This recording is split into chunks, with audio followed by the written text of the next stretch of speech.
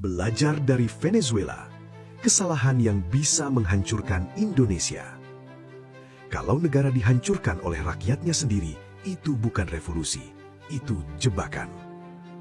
Mari jujur, Venezuela tidak dihancurkan Amerika lebih dulu. Venezuela dihancurkan oleh narasi, lalu Amerika masuk belakangan. Dan sekarang, Indonesia sedang didorong ke jalur yang sama. Kalau kamu pikir Venezuela hancur karena Amerika menyerang, kamu terlambat membaca ceritanya. Venezuela runtuh jauh sebelum bom pertama dijatuhkan. Runtuh saat rakyatnya mulai percaya satu kalimat berbahaya. Pemerintah ini harus dijatuhkan, apapun caranya. Kesalahan pertama Venezuela, oposisi dikriminalisasi berlebihan. Setiap kritik dicap makar, setiap protes disebut musuh negara. Hasilnya bukan stabilitas, tapi pemerintah kehilangan legitimasi. Dan saat legitimasi hilang, dunia luar masuk dengan satu kalimat sakti. Kami hanya ingin membantu demokrasi. Kesalahan kedua, ruang diskusi publik ditutup. Media dikontrol, narasi diseragamkan, perbedaan pendapat dianggap ancaman. Akibatnya fatal, opini publik tidak mati, tapi pindah markas ke luar negeri. Media asing, LSM internasional, laporan sepihak, tekanan moral global. Negara kehilangan hak bicara atas dirinya sendiri. Sekarang kita bicara jujur soal Venezuela dan Amerika. Alasan resmi perang melawan narkotika. Tapi mari pakai akal sehat. Kalau narkotika alasan utama, kenapa negara lain dengan masalah sama tidak diserang? Jawabannya sederhana dan pahit. Narkotika hanyalah pembenaran. Yang diperebutkan adalah minyak, posisi strategis, dan kontrol geopolitik. Perang hari ini tidak butuh alasan jujur, cukup alasan yang terdengar mulia. Sekarang lihat Indonesia. Fakta penting yang jarang diakui, pemerintahan Prabowo sampai hari ini masih membuka ruang kritik. Media bebas, diskusi jalan, oposisi bicara. Tapi anehnya, sebagian NGO dan influencer tidak berhenti.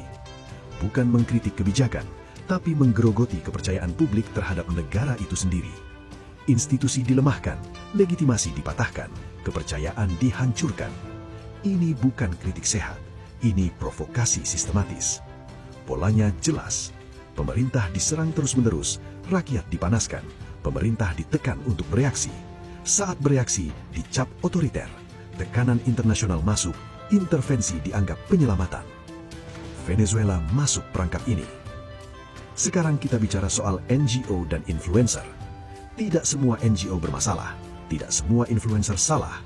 Tapi siapa yang mendanai, siapa yang mengarahkan narasi, dan siapa yang diuntungkan, itu yang jarang dibahas.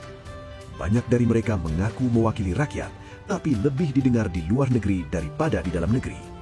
Mengaku demokrasi, tapi kerjaannya melemahkan negara sendiri. Ini bukan aktivisme, ini proksi. Dan di setiap negara yang dilemahkan, selalu ada satu elemen yang disiapkan jauh-jauh hari, yaitu boneka. Bukan boneka bodoh, biasanya pintar, fasih bicara demokrasi, dielu-elukan media asing. Tugasnya satu, mengganti pemimpin yang menghalangi akses kepentingan Barat. Begitu berkuasa, akses dibuka, kontrak dibuka, tekanan dihentikan, dan rakyat disuruh bersabar lagi. Pelajaran Venezuela sangat jelas untuk Indonesia. Jangan terjebak dengan narasi provokasi influencer dan NGO. Jangan rusak kepercayaan publik atas nama kritik. Jangan biarkan negara didorong bertindak represif agar mudah diintervensi. Karena musuh hari ini tidak selalu pakai senjata. Banyak yang pakai hashtag, laporan, dan narasi moral. Kedaulatan bukan soal anti-kritik. Kedaulatan soal membedakan kritik dan sabotase. Dan bangsa yang gagal membedakannya akan menyerahkan negaranya sendiri atas nama demokrasi palsu. Kalau kamu masih ingin Indonesia kuat tanpa dikendalikan pihak luar, sebarkan pola ini. Jangan tunggu kita jadi studi kasus berikutnya.